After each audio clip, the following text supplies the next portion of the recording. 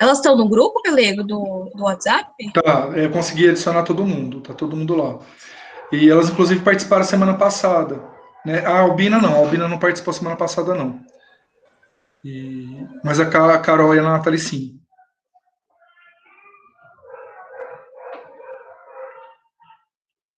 Bom, qualquer coisa elas entram um pouquinho atrasadas. Pessoal, vou comentar um pouco a respeito do módulo 2 rapidamente, e também dos seminários, tá? Os seminários, os grupos já estão organizados e os temas escolhidos, certo? Então, aqui o grupo da Bárbara, da Carol e do Ítalo, eles vão apresentar o artigo do Lipson e colaboradores de 2020, vai ser dia 5 de fevereiro, que é aquele artigo que vocês escolheram das forrageadoras, né, se não me engano. A Albino, o Gabriel e a Nathalie vão apresentar dia 5 do 2, o artigo é do Knop, né, colaboradores. Eu não lembro agora o tema, mas foi aquele que vocês escolheram. A Brenda, a Maria e o Matheus, aquele artigo lá do genoma, tá, pessoal, da homossexualidade, dos Sanders colaboradores desse ano. Vocês vão apresentar, desculpa, de 2017, tá, gente? Aqui eu coloquei errado, mas é 2017. Vocês vão apresentar dia 12 de fevereiro, a Dani, o Petrônio e o Raul, ficaram com aquele do feromônio, né, e do questão da homossexualidade e dos feromônios, a capacidade de sentir o cheiro, a mudança de uma molécula. Muito legal esse artigo que vocês escolheram, né, colocaram lá no grupo, também está aqui. Certo? Para vocês terem acesso ao artigo, basta vocês clicarem no grupo de vocês aqui, né, e aí vocês conseguem baixar o artigo. Certo? Nesse arquivo de Word, que está escrito resumo dos artigos, seminários, tem o título em português do artigo e um resumo em português que eu joguei no tradutor, tá? Então tem alguns errinhos, mas dá para vocês terem uma ideia geral dos temas. E aí qualquer dúvida que vocês forem ter em relação aos artigos, vocês podem enviar lá pelo WhatsApp ou colocar no fórum de dúvidas, tá? Conforme for mais fácil para vocês. O WhatsApp tem funcionado melhor, porque às vezes a dúvida de um pode ajudar o outro, certo? E se vocês ficarem constrangidos de mandar a dúvida no grupo do WhatsApp, vocês podem mandar para mim no meu WhatsApp privado, tá, pessoal? Que eu respondo, certo? Então, dos seminários está aqui, vão ser todos em fevereiro, vão ser as últimas atividades, tá, pessoal? Só lembrando que vocês vão receber um convite para atividade síncrona no dia 6 de fevereiro, e essa atividade ela vai ser a socialização dos objetos de aprendizagem, que vocês podem fazer com o mesmo grupo dos seminários, tá, pessoal? E a atividade vai ser junto com o pessoal de princípios evolutivos, certo? Vocês vão ajudar na avaliação dos objetos deles, depois eu explico mais próximo como que vai funcionar o processo. Vocês vão apresentar para eles, eu vou avaliar o de vocês junto com a monitora, que é a Tamires, e vocês vão avaliar os objetos de aprendizagem que eles vão apresentar. Brenda, pode falar. Galego, tá conseguindo me ouvir? Perfeitamente. Semana passada no começo dessa semana, na verdade, eu tinha olhado no Moodle e meu nome estava no grupo da Daniela. Teve uma mudança? Então, na verdade, eu acho que eu cometi um erro na hora que eu coloquei, mas não tem problema. Se quiser ir para a Daniela se a Maria e o Matheus não se importarem, e o outro grupo, e o grupo da Dani não se importar, tudo bem. Não, O por que mim vocês me falam? não tem problema, não. É só porque a gente tinha visto, aí agora tinha mudado. Tá, não, beleza. Então, não, eu vou fazer a alteração, tava mesmo, eu que fiz a alteração aqui, certo? Então você volta pro grupo da Dani com os meninos, e aí fica a Maria e o Matheus, certo? Espera que eu vou fazer isso agora, que é 2 segundinhos para fazer a alteração. Mas você tem razão, eu fiz essa alteração hoje, viu? Você olhou até hoje de manhã, estava desse jeito que você falou mesmo. Uhum, tá bom.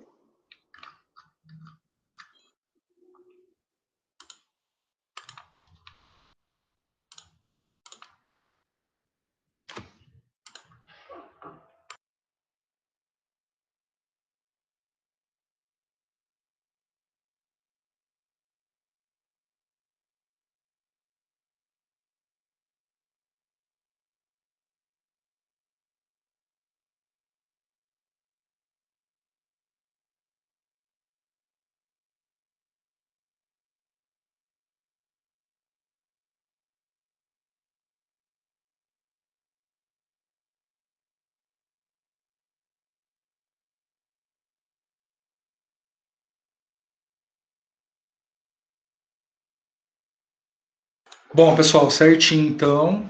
Já fiz essa alteração, viu, Brenda? Já está aqui até o... Bom que dá para fazer na hora. E aí, hoje, eu queria comentar com vocês a respeito do módulo 2, tá? O módulo 2 se inicia hoje e ele vai até o dia 17 de dezembro. Então, vocês vão ter até o dia 17 de dezembro para fazer a postagem, tá? Das atividades que estão previstas.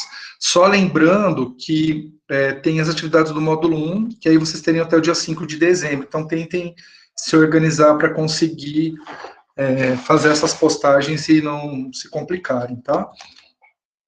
Bom, nesse módulo a gente vai ver dois temas principais, né? Hoje a gente vai falar da questão dos mecanismos genéticos de evolução, e na semana que vem, que a gente vai ter atividade síncrona também, a gente vai falar da questão da evolução da interação entre as espécies. Então, basicamente, a gente vai ver hoje a dimensão genética da evolução, mas vai ser um pouco diferente do que a gente viu lá em princípios evolutivos, né? Porque a questão da dimensão genética a gente analisou principalmente a mutação e a recombinação, e aí também a questão da deriva tem uma relação com a dimensão genética, mas basicamente mutação e recombinação. Hoje a gente vai ver outros mecanismos, e na semana que vem a gente vai discutir a dimensão ecológica, focando principalmente em interface, evolução e ecologia, certo? Tem videoaulas, tá? Eu já coloquei as que eu usei esse mês passado, mas a gente vai ter atividade síncrona no dia. Se vocês conseguirem assistir a videoaula antes, vai ser interessante para vocês se interarem, ou pelo menos ler a bibliografia sugerida, tá? Que tenha disponível na biblioteca, mas como for mais tranquilo para vocês, tá? E aí na outra semana, aqui a gente não vai ter atividade síncrona, tá? Então semana que vem a gente tem sem ser semana que vem na outra, aí sexta-feira vocês não vão ter atividade síncrona. Mas tem isso aqueles slides que eu coloquei com orientações gerais e nas orientações que a gente discutiu semana passada, eu falei dessas datas que efetivamente a gente vai ter encontro síncrono.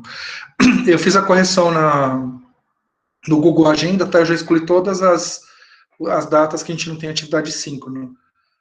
Não sei se o Google Agenda de vocês fica igual ao meu, mas tem lá bonitinho o dia, aí você consegue entrar no Google Agenda, tem o link para acessar, certo? Eu coloquei os e-mails de vocês, acredito que vocês consigam fazer a mesma coisa que eu faço. Beleza? Então eu já excluí da agenda os dias, né, que não vão ter atividade síncrona. Bom, nesse módulo, né, então tem aqui as videoaulas dos temas que eu já disponibilizei para vocês. Essas videoaulas, elas têm uma duração de mais ou menos 1 hora cada uma, né, mas a gente vai vê-las também nas atividades síncronas. Tem os slides disponíveis aqui, e aí vocês vão ter 3 avaliações nesse módulo. A primeira avaliação é uma pergunta a respeito dos mecanismos genéticos evolutivos de evolução, mecanismos genéticos de evolução. A segunda atividade é uma outra pergunta aberta, que é sobre a evolução da interação entre as espécies. E a atividade geral vai ser um podcast, que vocês podem fazer em duplas ou trios ou individual, conforme for mais fácil para vocês, tá? Entrando aqui na atividade, vocês vão, eu coloquei o que é um podcast, qual que é a estrutura geral dele, aí eu peguei essas informações num blog, tá? E aí aqui tem certinho qual que é a estrutura do podcast que a gente espera que vocês façam. Então tem todas as orientações bonitinho aqui do que tem que fazer.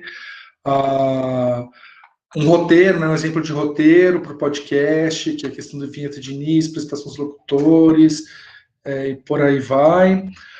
Como vocês podem fazer para gravar, sugestão de aplicativo para vocês fazer edição de áudio, a questão da edição, também outros, né, aplicativos para fazer edição, e aí vocês postem, tem lá vocês postem lá como arquivo, né, de áudio. Caso às vezes o arquivo é muito grande, vocês não conseguem postar. Aí, se acontecer isso, vocês podem me mandar por e-mail ou socializar em um armazenador de podcast, que aí tem alguns lugares que armazenam, que eu sugeri ali, tá? Existem vários podcasts que vocês podem ouvir para ter uma ideia, né? Quer ver uns que eu sugeri aqui? Deixa eu ver onde que eu coloquei. Eu tinha colocado aqui a sugestão de alguns.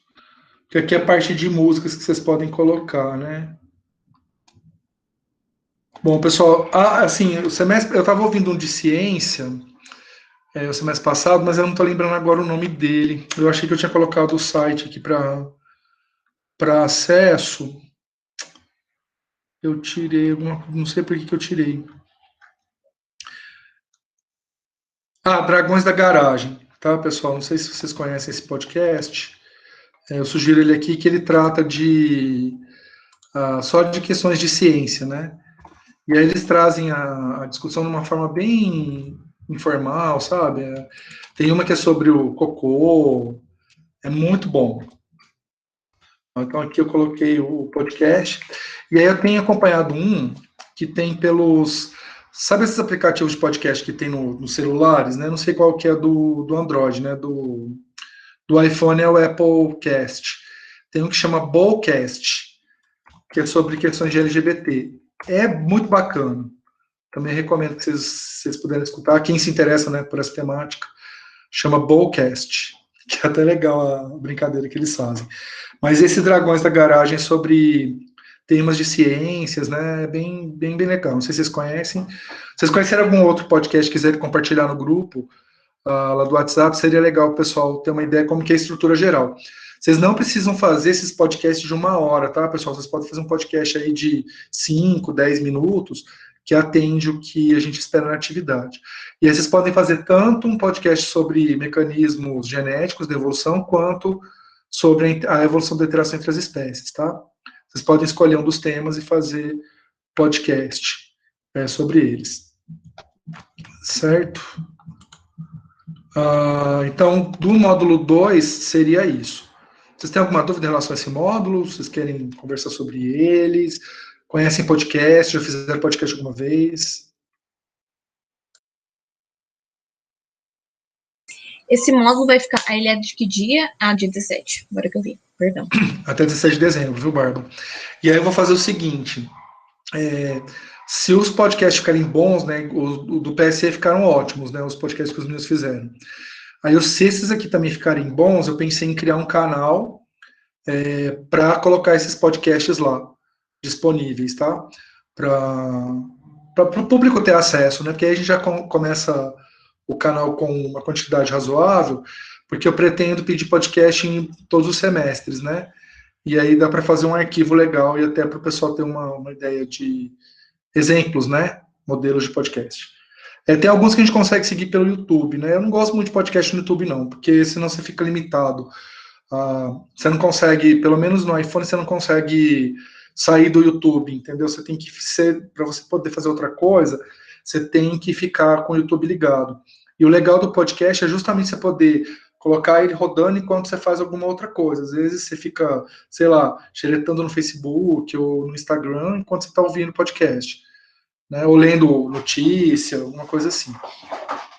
Então pensem isso e tentem, né?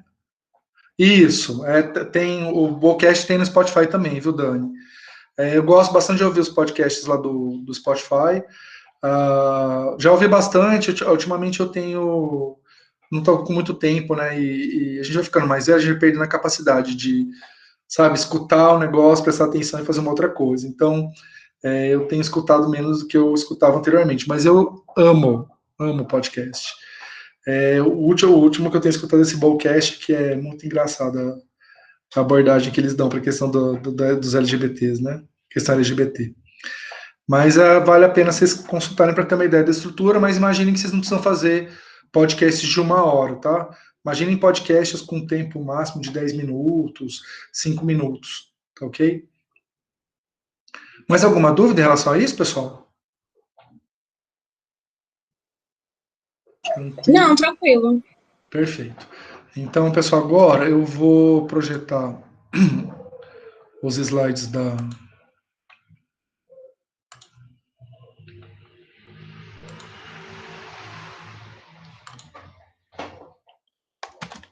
Tá aparecendo? Não tá aparecendo ainda. Agora foi.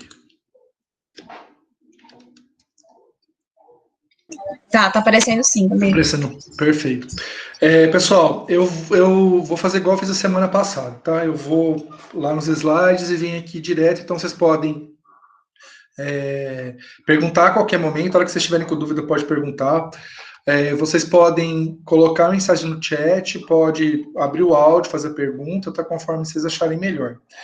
Eu só peço o seguinte, se vocês colocarem mensagem no chat, porque eu vou sempre voltar para cá na transição do slide, né?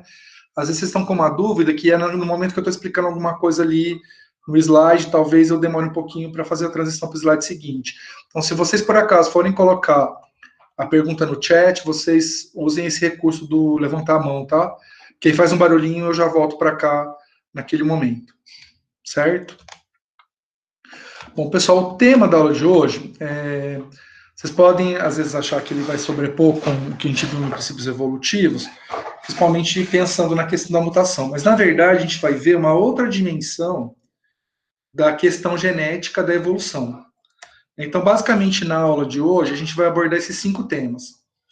Como ocorre a evolução no nível cromossômico, de que maneira, né, os elementos genéticos que são capazes de se transpor no genoma interferem na evolução. A gente também vai discutir de que maneira é possível, né, que informações genéticas passem de uma espécie para outra, sem ser por cruzamento, de que maneira a informação genética interfere na evolução das espécies, né? Então, de que maneira o desenvolvimento, na verdade, os genes de desenvolvimento interferem na evolução, e elementos que não são do genoma, mas que também podem interferir na evolução. Pessoal, eu vou fechar aqui o WhatsApp, que eu tinha deixado aberto caso alguém do grupo tentasse, né? Mas fica fazendo esse barulho aí que ninguém merece. Beleza. Bom, então, primeiramente, a gente vai discutir a questão da evolução do nível cromossômico, mas vamos entender qual a relação cromossomo e informação genética. Então, basicamente, vocês viram isso em biologia celular, provavelmente também viram isso em genética. Quando a gente fala da questão da genética, né, e evolução, lá em princípios evolutivos também a gente discute, né, essa estrutura básica, mas aí a gente vai falar de novo aqui. Então, o cromossomo nada mais é do que um conjunto, né, biológico que condiciona a informação genética, uma vez que ele armazena a informação na forma de DNA. Então, os cromossomos basicamente são formados por DNA, que tem informação genética, e proteínas que vão participar do processo de condensação, certo? Então, por isso que é possível a gente utilizar como evidência evolutiva a evolução no nível cromossômico. E aí, obviamente, que existem várias mutações relacionadas aos cromossomos, e essas mutações, obviamente, elas interferem na evolução das espécies. E aqui, basicamente, eu queria apresentar para vocês a evolução dos cromossomos sexuais, né, focando 2 genes principais que estão relacionados à diferenciação sexual. Tá? Então, preste atenção aqui no SOX3 e no DMRT1. Então, vamos ver o que acontece aqui com as aves. A determinação sexual das aves, ela é conhecida como sistema ZW.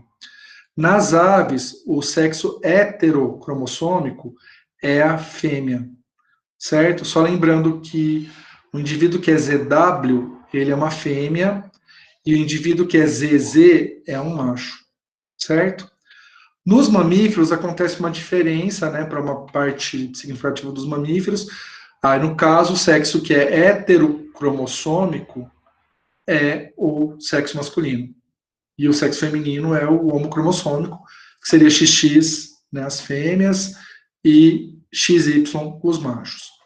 Mas preste atenção no que acontece com esses genes, que tem um papel importante na determinação sexual, e para onde que eles vão. Então, veja aqui que o SOX3, né, o SOX3, ele é encontrado, né, em aves dentro de cromossomos autossômicos, certo? E o DMRT1, ele é encontrado num dos cromossomos sexuais, no caso, o cromossomo Z, certo? À medida que foi ocorrendo a evolução cromossômica, né, a diferenciação das espécies, e só lembrando que a linhagem evolutiva das aves, ela não tem uma relação direta com a evolução dos mamíferos, né? Só lembrando que o estoque ancestral de aves está mais relacionado com répteis do tipo dinossauros, e o estoque, né, evolutivo que deu origem aos mamíferos é um outro grupo de répteis, certo? Que são os labirintodontes. Então vejam que apesar de serem répteis, né, que estão na base evolutiva, são dois grupos diferentes. De qualquer maneira, a determinação sexual em répteis segue o padrão da determinação em aves, porém tem outros mecanismos, né, por exemplo, questão de temperatura, então tem efeito epigenético também, certo? Mas vamos analisar o que acontece aqui.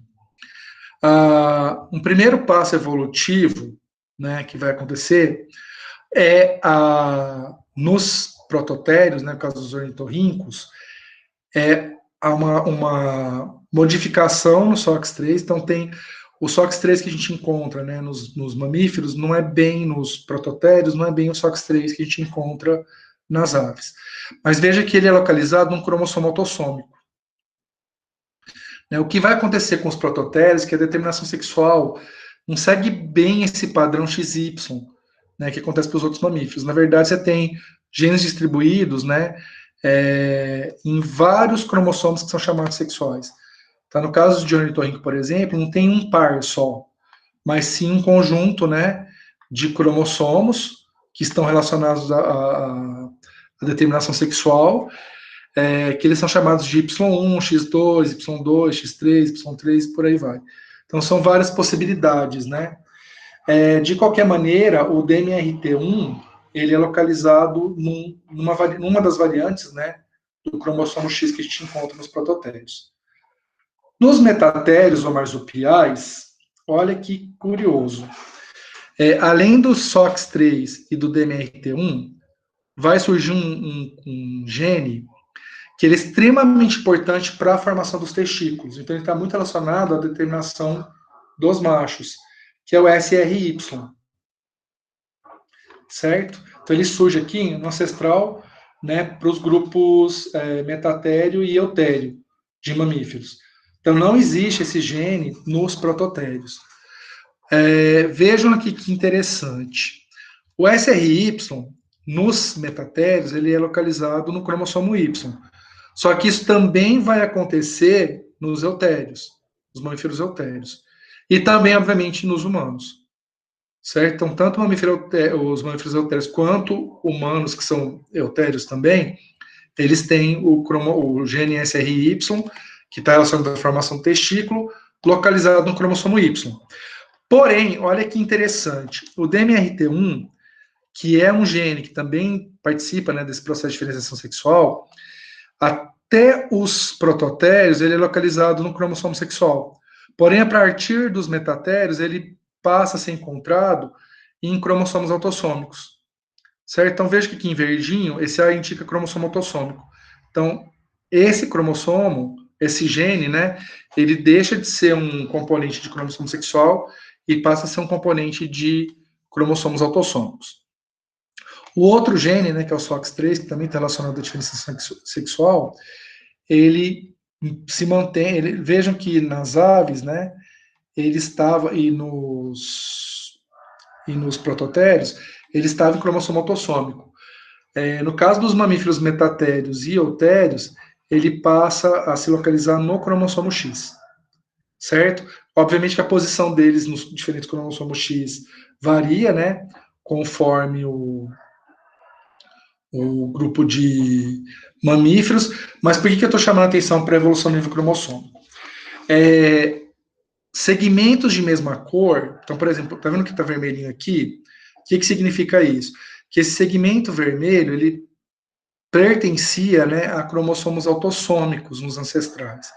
Porém, ao longo da evolução, a partir de quebra, né, e translocação, é possível que essa informação genética que estava no autossomo, ela passe a pertencer a cromossomos sexuais.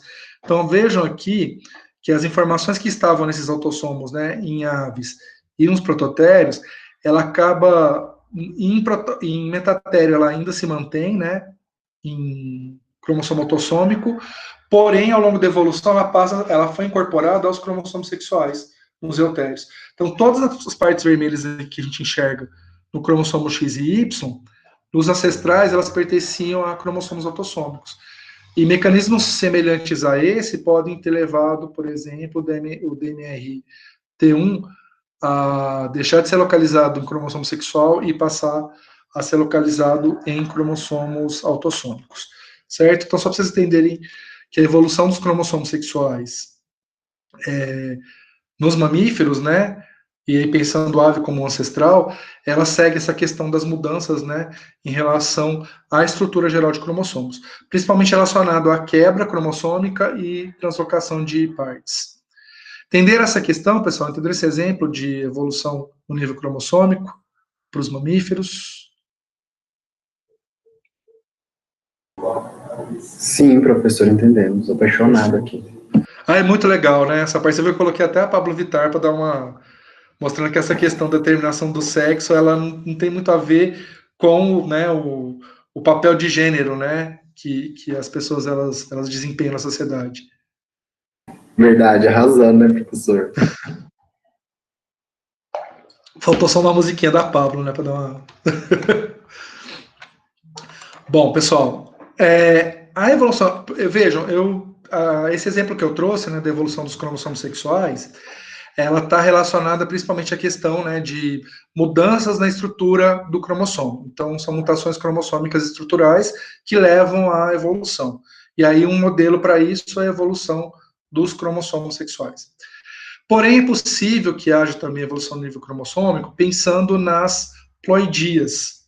Então, é possível, por exemplo, que conjuntos cromossômicos inteiros eles sejam duplicados, triplicados, quadruplicados, certo? Um exemplo, né, para a planta é relativamente comum essa questão das poliploidias. Muito provavelmente vocês já comeram os morangos enormes, né? Eles são fruto de poliploidização. Não sei se vocês já tiveram a oportunidade de comer melancia sem semente, mas melancia sem semente também é um tipo de poliploide que é formado. Então, para a planta é muito comum. Em animais é um pouco mais raro, porque existe uma... como a autofecundação não é muito comum em animais, veja que quando um organismo, quando surge, né, um poliploide, para ele poder deixar descendente para a geração seguinte, ou ele tem reprodução do tipo assexuada, ou ele é capaz de realizar autofecundação. Plantas geralmente atendem esses dois critérios, né? Tanto realizar autofecundação quanto são capazes de se reproduzir de forma sexuada. Então é possível que um poliploide, né, um único poliploide, ele se mantenha enquanto espécie a partir, né, de reprodução sexuada e de autofertilização.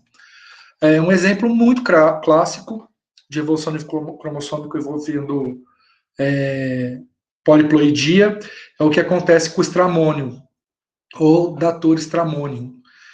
O 2N de estramônio é igual a 48. E aí o que já foi detectado na natureza, vários poliploides diferentes, né? Então aqui tem uma prancha com imagens, com poliploides assim, com conjunto cromossômico 2N mais 1.2, 2N mais 3.4, e assim por diante. Então você tem poliploides com vários números cromossômicos. E aí é possível detectar diferenças principalmente em relação ao fruto dessas plantas. Então, percebam aqui que quanto maior é o número de cromossomos, né, com exceção desse 2N mais 23.24, maior também é essa estrutura do fruto, certo? Muito provavelmente vocês já viram essa planta. O Stramonium é uma planta que é considerada tóxica, né? Ela está relacionada à produção de efeitos laxantes. Ela também é conhecida como trombeta do paraíso. Né? Eu não sei se vocês conhecem como outro nome, mas não é muito raro a gente ver estramônio, não, tá? Aqui, então, por isso que, justamente por ela ser uma planta relativamente comum, esses poliploides também são relativamente comuns de se encontrar, certo? Inclusive, se por acaso vocês encontrarem uma planta dessa, o pessoal utilizava muito como decoração nos anos 80, sabe, estramônio? Não se usa mais, tá? Mas se por acaso vocês encontrarem e conseguirem ver um fruto, tentem ver qual é a morfologia do fruto, que aí vocês conseguem saber se ele é um poliploide ou não, certo? Alguns botânicos classificam cada poliploide desses como uma subespécie, certo? Outros até chegam a atribuir o status de espécie para algumas desses poliploides, certo?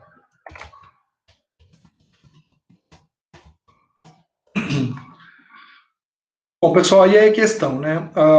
A evolução do nível cromossômico, eu vejo que aqui eu discuti um aspecto, né, que muda, principalmente posição de genes e composição, né, estrutural de cromossomos, e um outro aspecto que está relacionado ao aumento no número de cromossomos. Obviamente, quando há o aumento no número de cromossomos por poliploidização, aumenta também o tamanho do genoma, certo? Não é por acaso que os maiores genomas, eles são encontrados nas plantas, porque esses eventos de poliploidização, eles acontecem com relativa frequência, né, na história evolutiva das plantas, e isso torna, né, os genomas de plantas enormes, né, e fora os cariótipos, né, existem plantas, por exemplo, que chegam a ter mais de 1000 cromossomos, pra vocês terem uma ideia. Só que na hora que você analisa a diversidade genética desses genomas, o que basicamente é encontrado é uma grande quantidade de genes repetidos, porque eles, né, é como se fossem cópias, né, cada cromossomo duplicado é uma cópia daquele cromossomo original. Então, você tem genomas muito grandes, mas com baixa diversidade genética.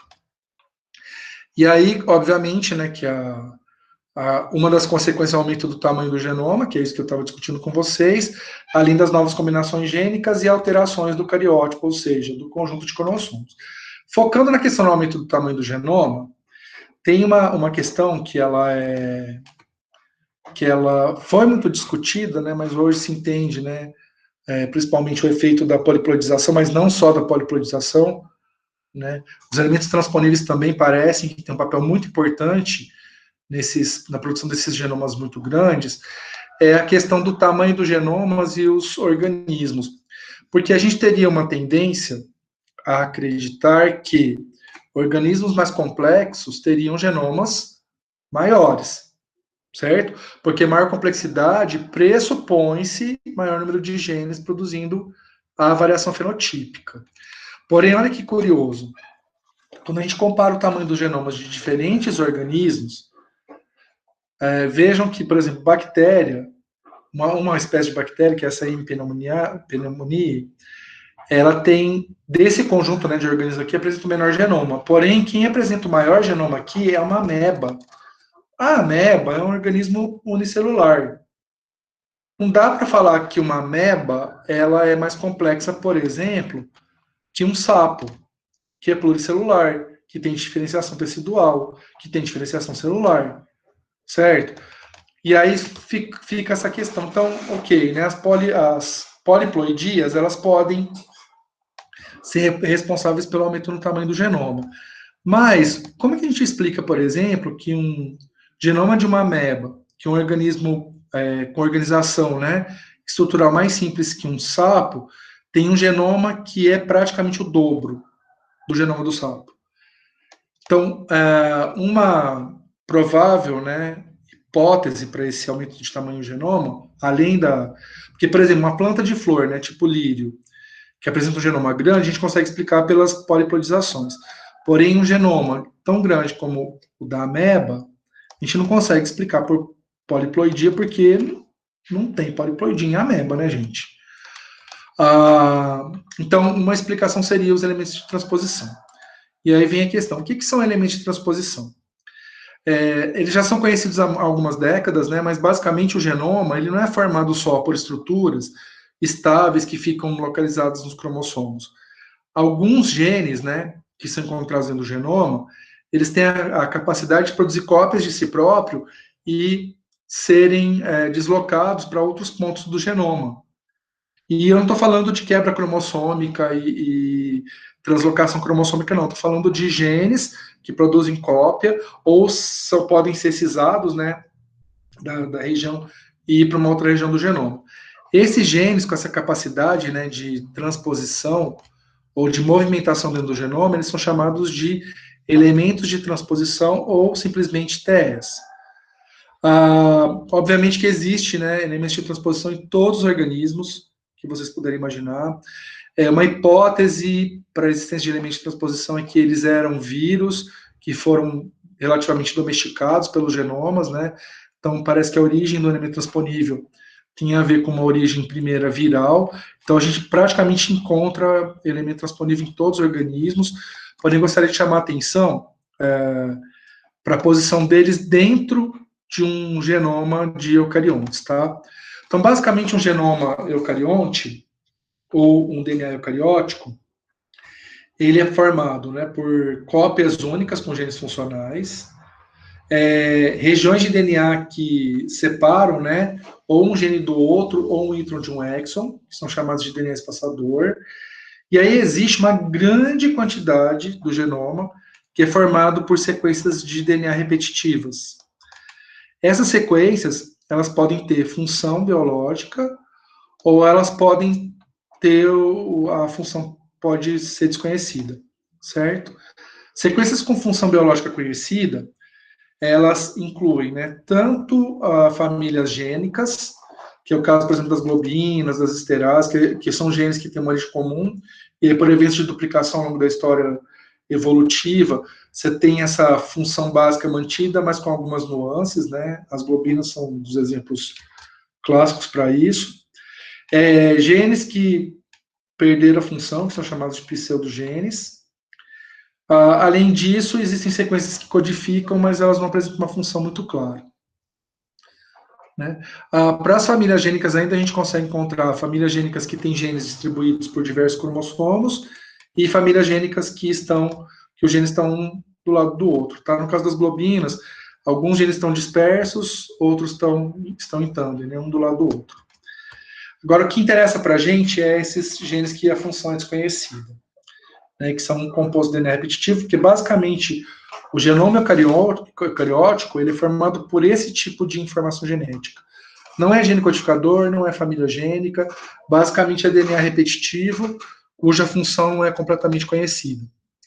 E aí, nesse grupo, né, de sequências que a função não é completamente conhecida, estão os DNA satélites, que eles praticamente, o DNA satélite, ele constitui boa parte da heterocromatina, que é aquela parte do DNA que sempre se mantém condensada, né, mesmo quando a célula está em intérfase. As regiões que têm sequências pouco ou medianamente repetitivas, que são os microsatélites, ou mini satélites, que são muito utilizados, né, para identificação de paternidade, e tem sido feito muitos estudos com biogeografia, né, de diversos organismos, plantas, micro-organismos, animais, e os elementos genéticos móveis, que eles podem ser de dois tipos, né, transposons e retroposons.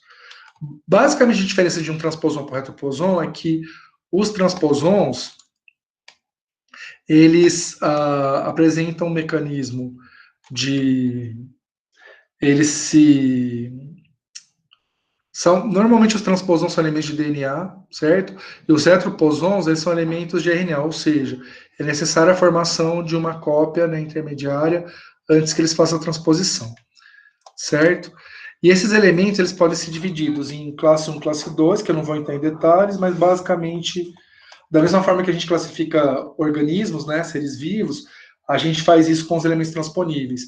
Então, dependendo do grau de similaridade, eles são classificados, né, em grupos mais genéricos ou grupos mais específicos, né? O grupo mais genérico para o elemento transponível é classe, e os grupos mais específicos são superfamílias e o próprio elemento, né? Então, por exemplo, existe a superfamília cópia, que apresenta os elementos transponíveis do tipo cópia, GIPSy, Bell-Pal, retrovírus, ERV, certo? Mas aí, basicamente, eu queria que vocês prestassem atenção nesses mecanismos aqui de transposição. Então, é possível, né, tanto para os retroposons quanto para os transposons, que haja, né, a mudança, né, dessa sequência gênica para um outro ponto no genoma. E, obviamente, que essa inserção em outro ponto do genoma pode levar tanto ao aumento no tamanho do genoma quanto a mutações, certo? Então, isso é muito importante de ser ressaltado, certo? Então, os elementos transponíveis, eles parecem que têm um papel muito, muito, muito, muito importante na evolução dos organismos. Tanto produzindo, né, informações genéticas novas, em virtude dessa movimentação, quanto aumentando o tamanho dos genomas. E aí o exemplo clássico, né, de elemento transponível é de elemento transponível em milho. Então aqui tem do lado direito de vocês aí, tem uma espiga, né? Cada grão de milho é um indivíduo. Então a gente acha que a espiga é o fruto, na verdade, cada grãozinho desses é um indivíduo, certo? E aí vocês podem ver que tem 3 padrões de coloração para esse milho. O padrão amarelo, o padrão púrpura e o padrão amarelo pigmentado de púrpura. Os grãozinhos, né, que são púrpura, eles basicamente têm essa sequência gênica que está apresentada aqui em A, que é purple kernels, né, que são as sementes roxas. Então veja que eles têm um elemento AC nessa posição, um elemento DS nessa posição e o gene do pigmento C. Então, quando o indivíduo apresenta o elemento transponível AC e o DS na sequência, né, onde está, né, o gene para pigmentação C, o grãozinho é púrpura. Porém, se há uma ativação do elemento de transposição, né, e o DS ele se insere dentro do gene C, veja que ele deixa de ser púrpura e passa a ser amarelo. Então, o que é um grãozinho amarelo? Significa que é um grãozinho cuja informação do gene para o pigmento foi truncada a partir da inserção desse elemento DS, certo? E a manutenção do elemento AC aqui. Porém, o que pode acontecer? Uma vez que esse elemento DS ele se insere no meio do gene C, o elemento AC ele pode produzir uma outra movimentação no DS. Então, o DS ele pode sair, né, daqui da sequência do C, porém fica a marca de que ele esteve ali. E aí, nesse caso, o indivíduo que tem, né, que passou por esse processo durante a história evolutiva do desenvolvimento dele, no qual o elemento transponível DS ele foi inserido e posteriormente ele saiu, né, dessa posição, produz grãos pigmentados. Então, basicamente, aí a gente vê o efeito, né, dos elementos transponíveis na produção de coloração em milho. Né? Então, milhos que apresentam coloração púrpura são milhos que não apresentam a movimentação dos elementos transponíveis, pelo menos do DS, né? Milhos que apresentam coloração amarela são aqueles que apresentam, né, inserção do elemento DS dentro do gene de pigmentação, que é o gene C. E milhos que apresentam pigmentação púrpura, né, com fundo amarelo, são indivíduos que tinham, né, uma inserção do elemento transponível DS dentro do gene da pigmentação e que posteriormente, em virtude da presença do elemento AC, esse elemento transponível se movimentou. Tá? Os elementos transponíveis eles foram descobertos exatamente a partir do conhecimento do efeito deles em milhos, tá? Pela Barbara McClintock, na década de 70. Certo? Então, aqui esse experimento, não tem como falar de elemento transponível e não falar dessa questão do milho. Entender essa questão, pessoal, esse exemplo do elemento transponível em milho, entender o que é o elemento transponível, que agora eu vou dar um outro exemplo de elemento transponível. Professor? Oi, pode falar, Matheus. Ai, perdão por não ter levantado a mão, mas porque eu esqueci. Essa questão do elemento transponível, essas alterações, elas seguem um padrão, mas pode acontecer delas se darem aleatoriamente e culminar num malefício para o organismo? Então, Matheus, geralmente acontece aleatoriamente.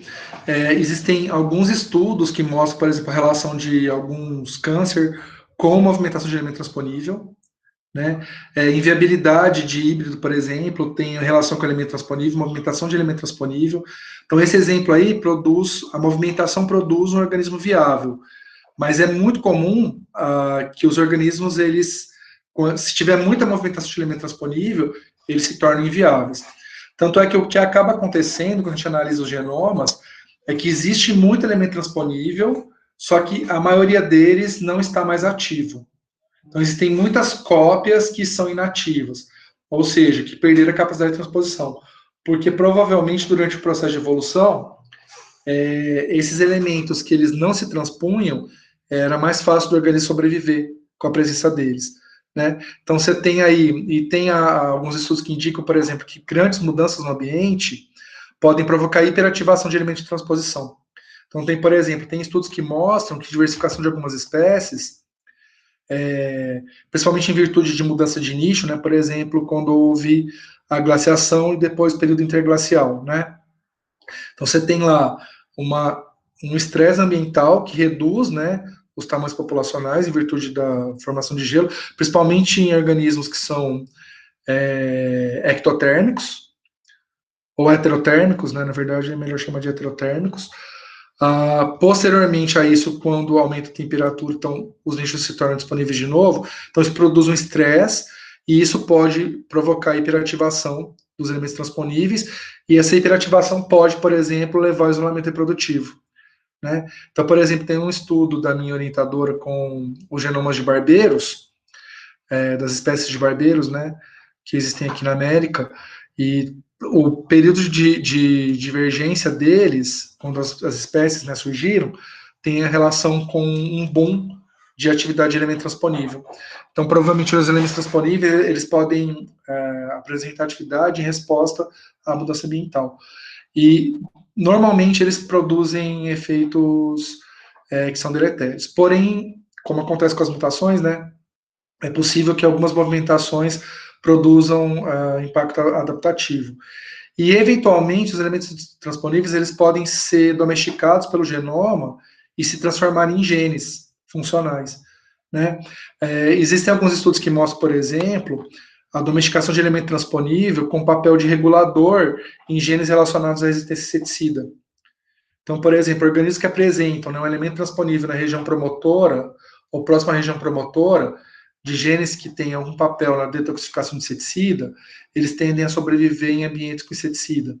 Então, tem algumas coisas assim.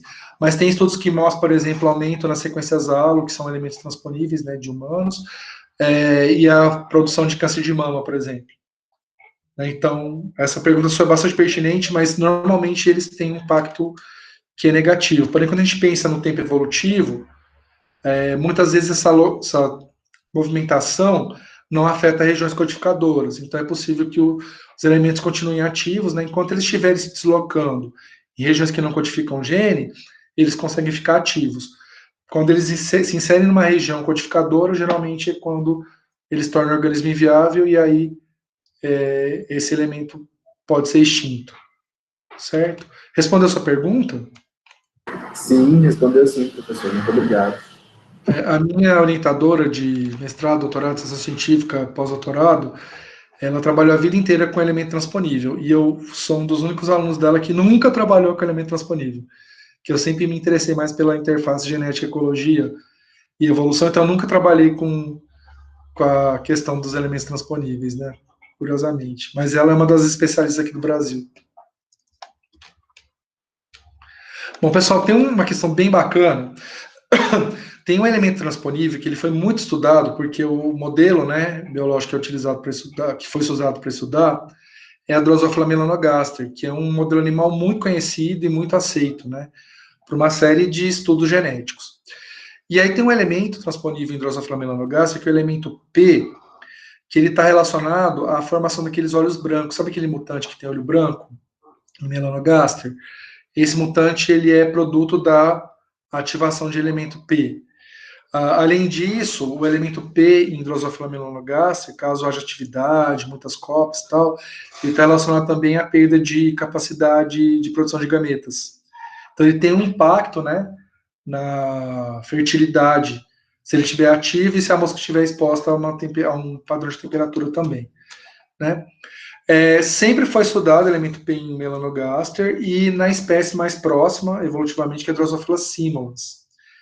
E nunca tinha sido encontrado elemento transponível do tipo P em Drosophila simulans. Até que no final dos anos 2000, né, ou seja, perto de 2010, né, entre 2009 e 2011, se detectou elemento transponível P, elemento P em Simmons. E aí vem a questão de onde que veio esse elemento P, né? Nunca foi encontrado, e aí esse elemento P, ele tá comum, era a técnica que não funcionava, ou na verdade o elemento P, ele foi transferido, né? De Drosophila melanogaster para Drosophila Simmons. E aí, um estudo que é assim, um estudo importantíssimo para essa questão, que foi publicado em 2015, ele analisa, né, os elementos P presentes, né, em linhagens de Drosophila melanogaster, né, oriundas da África do Sul, de Portugal. Então, aqui a África do Sul está representada em amarelinho, Portugal está representado em verde e a Flórida está representada em azul.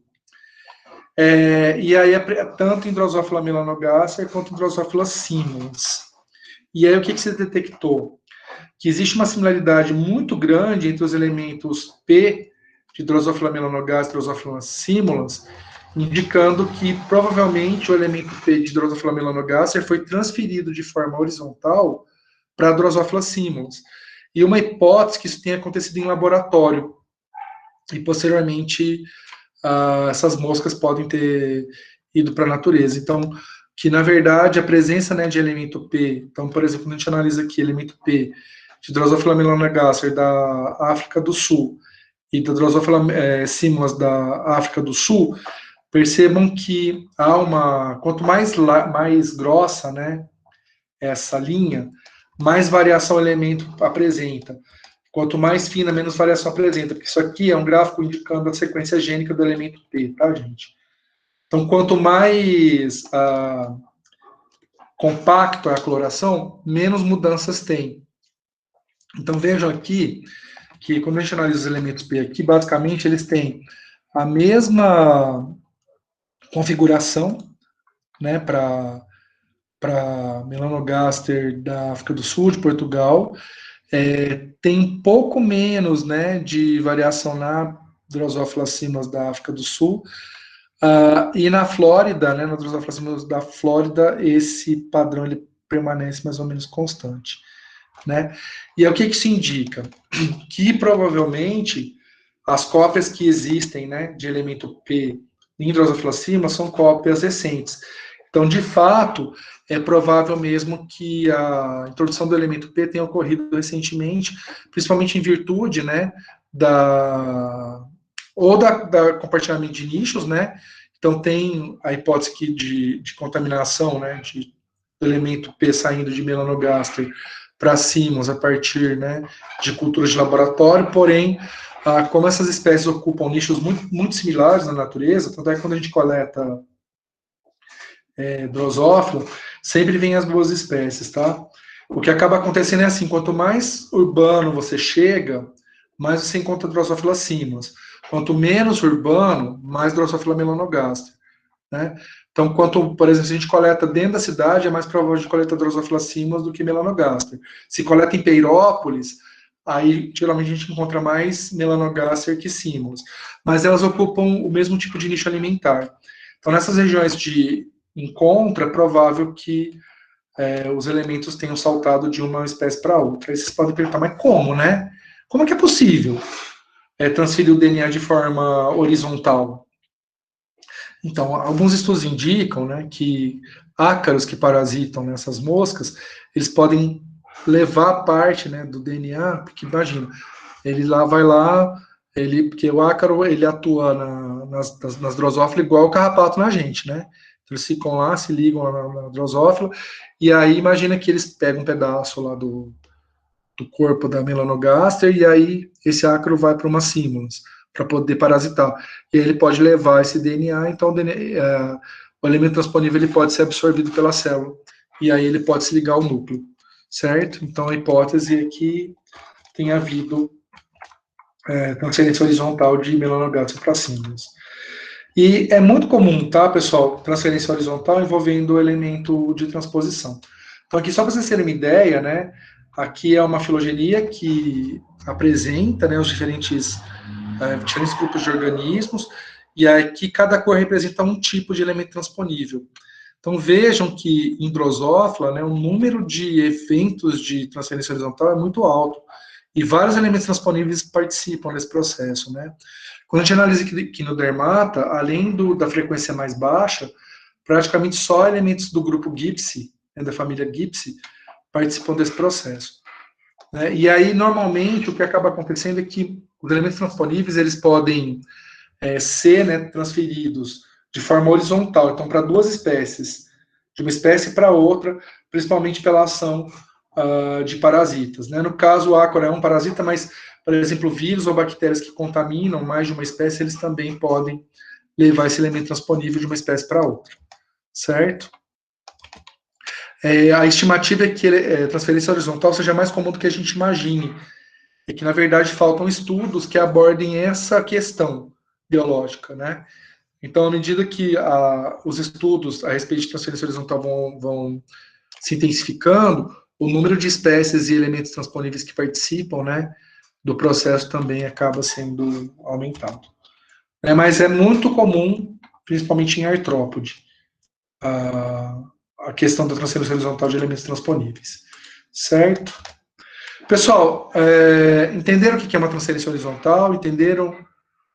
Tem impacto evolutivo, obviamente, porque imagina, se o gene vai de uma espécie para outra, e a espécie ela tem ancestrais comuns há muito tempo, então a gente não esperaria que houvesse, né? Por exemplo, um gene que tem numa espécie, ele vai aparecer na outra, mas o gene aqui está novo, né? Porque ele vai estar numa datação parecida. Por exemplo, elemento P de melanogaster e elemento P de Simmons. Não tem a mesma divergência que tem entre o tempo de divergência entre Simmons e melanogaster. Então, isso produz uma nova configuração de genoma. Né? E, claro, que isso tem um impacto evolutivo. Belezinha? Podemos falar sobre o gênero de desenvolvimento agora? Sim, professor. Perfeito. Podemos sim. Beleza. Eu sei que a Mariângela discute alguma coisa sobre genética do desenvolvimento, né? Mas o foco dela na genética, né? O foco nosso aqui vai ser na evolução. Então, basicamente, existem vários genes, né, que participam da diferenciação dos tecidos e dos órgãos. E uma coisa curiosa em relação a esses genes é que eles são muito conservados entre os organismos. Né? Então, a gente basicamente encontra esses genes de diferenciação em todos os organismos que apresentam diferenciação tecidual, né? Mesmo aqueles que a diferenciação tecidual que não apresentam tecidos verdadeiros, né? Mas apresentam algum grau de diferenciação celular, aqui é o caso dos poríferos, por exemplo, eles apresentam esses genes de desenvolvimento que eles são chamados de genes ROX, dependendo do grupo, e genes homeóticos, se a gente pensar, por exemplo, nos artrópodes, certo? Mas eles podem ser genericamente chamados de genes ROX. Então vejam aqui, o A representa, né, a sequência de genes ROX que a gente encontra em Drosophila, e o B representa todos os genes ROX que a gente encontra em humanos.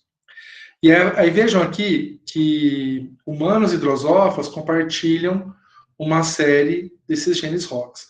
Então vejam que esse gene aqui, o azulzinho, em Drosophila tem uma cópia só, em humanos tem 4 cópias, mas vejam que é um gene compartilhado entre Drosophila e humanos. E vejam que esse gene, né, ele está relacionado principalmente à diferenciação do abdômen. E na hora que a gente analisa aqui em humano qual é o papel dele, ele tem um papel na diferenciação dos membros. Então vejam que a origem, né, genética de membros em Drosophila, principalmente dos membros inferiores, né, do par de patas mais posterior, tem a ver com esse gene aqui, que está representado em verde, ao passo que esse gene aqui ele não tem um papel na diferenciação de membros. Né? Então vejam que existe uma similaridade genética entre esses genes, mas o papel na diferenciação ele pode mudar conforme o organismo. Então é como se houvesse assim, geneticamente eles são parecidos, mas no conjunto eles acabam determinando um conjunto de órgãos diferentes. Porém, quando a gente pensa nesses genes que estão relacionados à diferenciação da cabeça, vejam que a ativação deles é similar, né? As regiões nas quais eles são ativados é similar tanto em Drosophila quanto em humano. Certo? Vejam que basicamente o que acontece é que você tem uma regra padrão para a diferenciação, certo? Morfológica, né, para o desenvolvimento, Nessa regra, ela muda principalmente no número de genes que vão contribuir para a informação e a maneira que essa informação vai participar do processo de diferenciação, né? Enquanto em Drosophila, basicamente, a gente tem uma sequência, né, de genes de desenvolvimento localizados no mesmo cromossomo, a gente encontra pelo menos 4 cromossomos que apresentam esses genes dispersos, certo? Então, essa é uma questão importante. Quando a gente analisa isso do ponto de vista filogenético, basicamente a gente tem lá um gene ROX, né, ou um homeobox original, que ele tem uma relação, né, até com as plantas, para vocês terem uma ideia. E esse gene, basicamente, está relacionado à diferenciação nos porífero e nos quinidários, que aqui está representado em verde, certo? Vejam que esse gene verde, que é um gene ancestral, todos os organismos aqui, que no caso são animais, né, que estão representados, eles apresentam esse gene. Quando a gente pensa nos quinidários, vai surgir um outro gene. Só lembrando que porífero não apresenta diferenciação tecidual. No caso dos quinidários, eles são diblásticos, né? Então, essa mudança no padrão de desenvolvimento está relacionada à origem de um gene ROX novo, que aqui está representado em rosa. Quando a gente pensa, né, nos nematóides, vejam aqui que há a implementação de vários genes ROX. E aí, à medida que a gente vai caminhando, né, para os vertebrados, vejam que, basicamente, o que acontece, né, é uma duplicação desses genes ROX e uma distribuição mais ampla pelos cromossomos.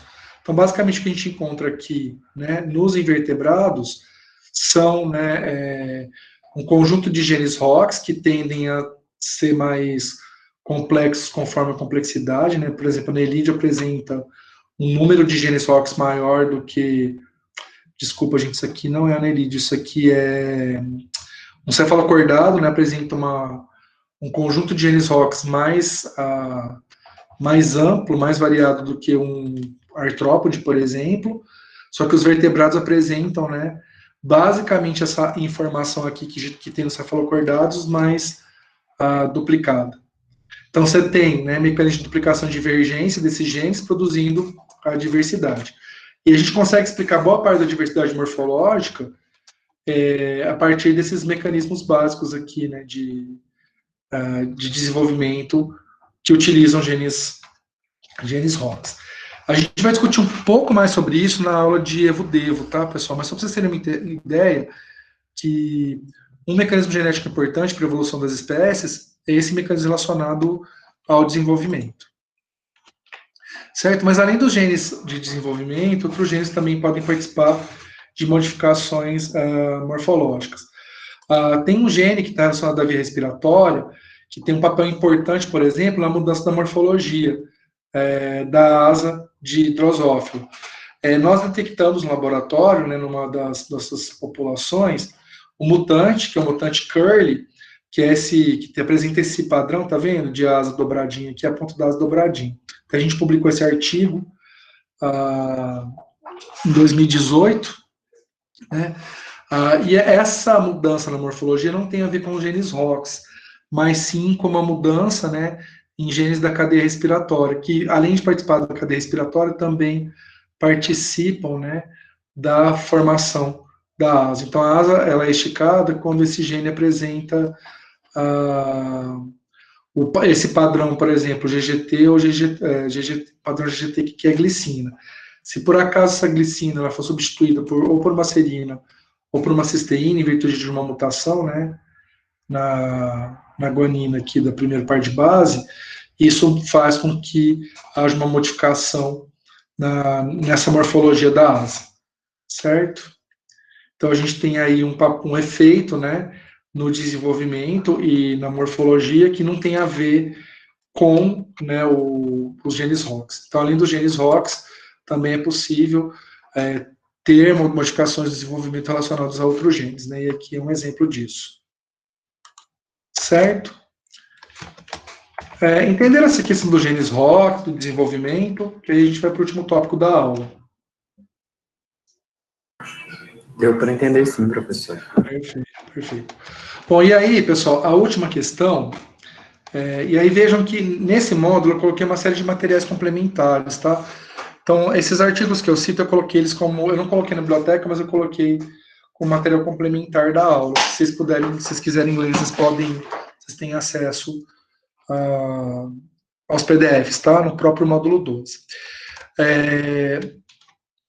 Existe uma questão que ainda é uma questão se realmente tem um efeito, né, na evolução das espécies, que é a epigenética.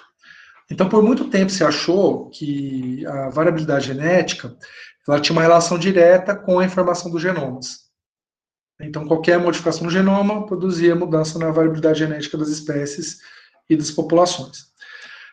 Recentemente se descobriu um conjunto de mecanismos que não estão relacionados com informações do genoma, mas de que maneira, né, os genes do genoma, eles funcionam ou não funcionam. Esse conjunto, né, de mecanismos que ativam e inativam o gene é chamado, né, esses mecanismos são chamados de mecanismos epigenéticos. Então, basicamente, né, esses mecanismos estão relacionados à metilação do DNA, metilação e desmetilação de histonas e acetilação e desatilação de histonas. Certo?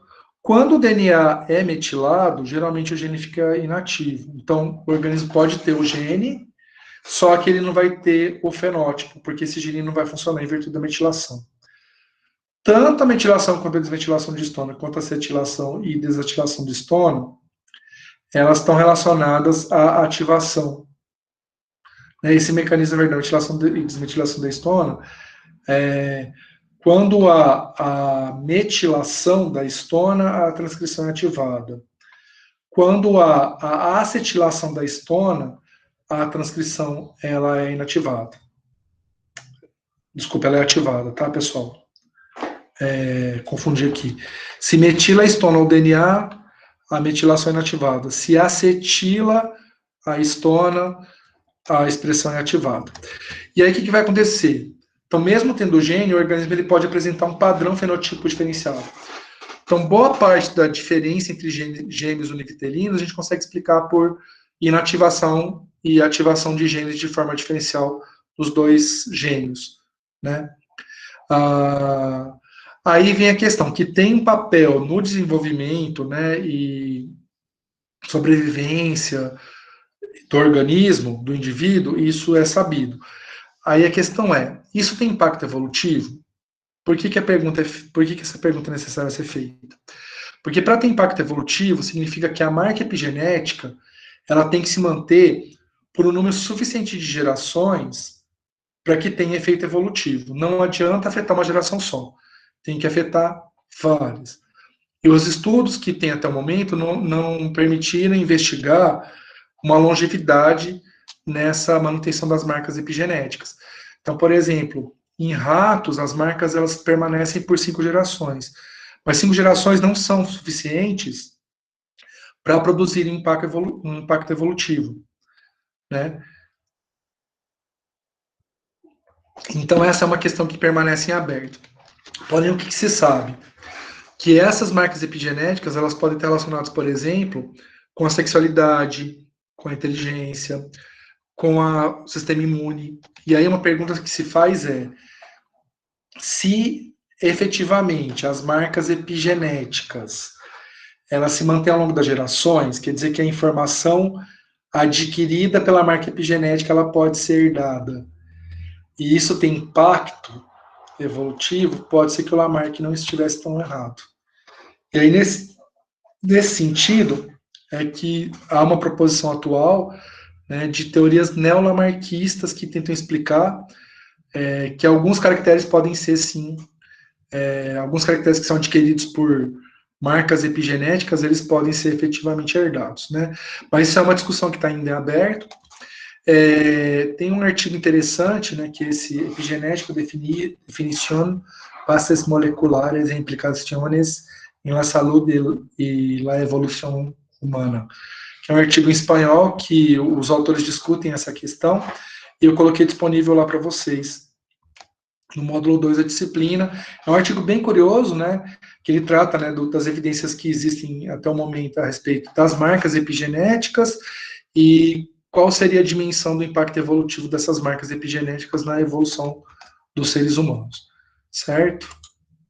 Aqui estão as referências que a gente usou na aula de hoje, e aí, se vocês tiverem alguma dúvida, a gente pode discuti-las.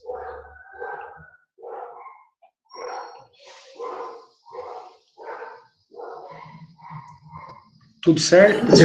Eu acho que ficou bem claro mesmo, professor. Ô Galego, quando a gente... Por mim, tranquilo. O fórum de dúvidas, quando a gente tiver dúvidas alguma coisa, é no Moodle ou no WhatsApp? Então, Bárbara, Assim, da matéria. eu acho que vocês podiam usar, na medida do possível, o WhatsApp mesmo. Porque o WhatsApp é mais rápido para responder, né? Porque o Moodle eu teria que entrar no Moodle, responder. Às vezes é mais fácil vocês fazerem a pergunta falando do que escrevendo, né? Que às vezes é para formular a pergunta, para escrever é mais complicado. E aí, para eu responder também, às vezes é mais fácil responder falando do que escrevendo. Sim. Então, se vocês puderem usar o WhatsApp como fórum de dúvidas, eu até prefiro, certo? Se por acaso vocês ficarem muito constrangidos de fazer a pergunta ali para todo mundo, pode mandar no privado, mas na medida do possível, se puder fazer para o grupo, porque às vezes a pessoa nem percebeu que ela tem essa dúvida, sabe? Aí quando alguém pergunta, fala assim, nossa, é verdade, não tinha pensado sobre isso. Então, se vocês puderem socializar ali, seria bem interessante, né? Então, a gente pode usar o WhatsApp como um espaço também para a gente expandir as discussões. Certinho, obrigada. Certo? À disposição. Pessoal, alguma pergunta? Senão a gente encerra por hoje. Tudo ok, certinho. Certo? Então, pessoal, uma boa noite para vocês. Quem tem aula agora, aproveite a aula. Quem não tem, divirta-se. E a gente se vê ou no WhatsApp, ou no Moodle, ou no nosso próximo encontro presencial, que vai ser semana que vem. Presencial Certinho. não, Boa né? noite. Sim, não é, porque não é presencial, né, ainda. Sim, aqui. Aqui. Boa noite, então, pessoal. Um Boa abraço. noite, tchau, tchau. Boa noite.